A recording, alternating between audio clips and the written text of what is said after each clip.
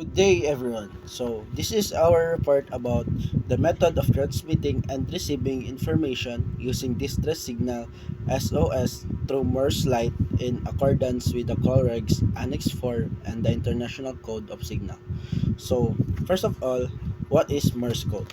So Morse code is a method used in telecommunication to encode text characters as sequence of two different signal durations called dots and dashes or dits and dash.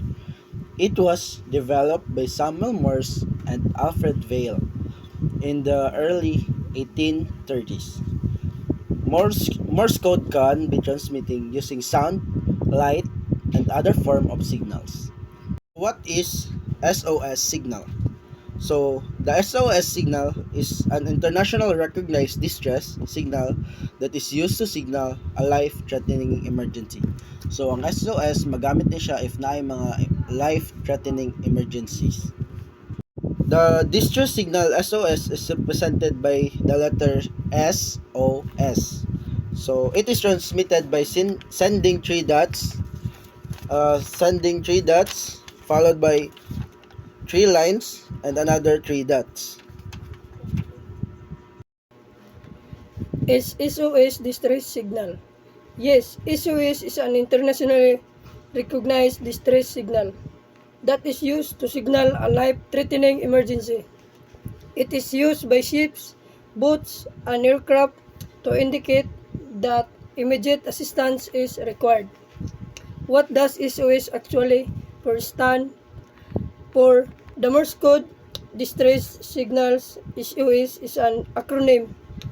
The letters is and O were chosen due to their simplicity and distinctiveness. This makes the letters easy to transmit and recognize in an emergency situation. A common misconception is that it stands for save our souls or save our ship. Transmitting Morse light signals. Number 1, source of light. Kinahanglan adunay source of light sama sa flashlight, lantern, signal mirror, or even a power at night. Depende kini sa sitwasyon ug unsay magamit nga kagamitan. Number 2, Morse code knowledge. Kinahanglan kabalo ang magpadala sa Morse code aron ma-encode ang message into a series of short flashes og taas nga siga or dashes. Importante kaayo kini nga kay balo para epektibo ang communication.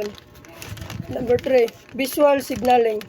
Based sa Morse code representation of message, the world typically use short flashes and concern flashes for dashes with distinct pause between letters and words.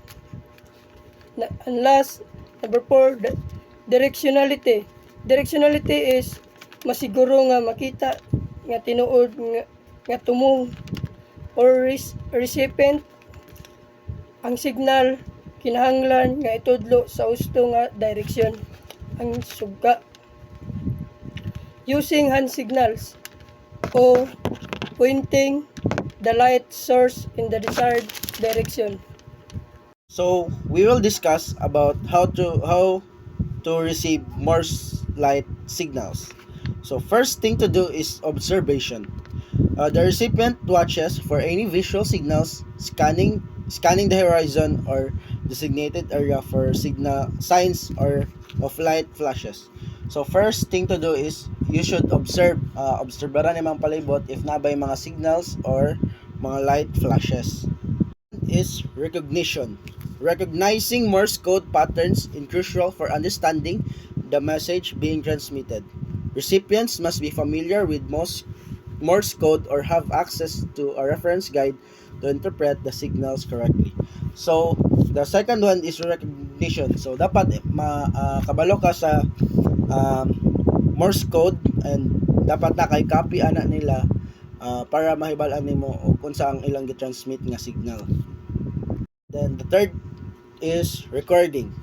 In some cases, especially in military or maritime contexts, the recipient may use tools such as signal lamp or a holograph to receive and record the Morse code message more efficiently. So the third one is recording. In order to para ma-recognize nimo dayon ang kuan, anang di nimo malimtan ang gisend nga signals, gisend nga Morse code, dapat mag-record ka using uh, signal lamp or heliograph. So the last thing is response. Once the distress signal is received and understood, the recipient can take appropriate action, such as relaying the distress message to authorities or responding directly to the sender if possible.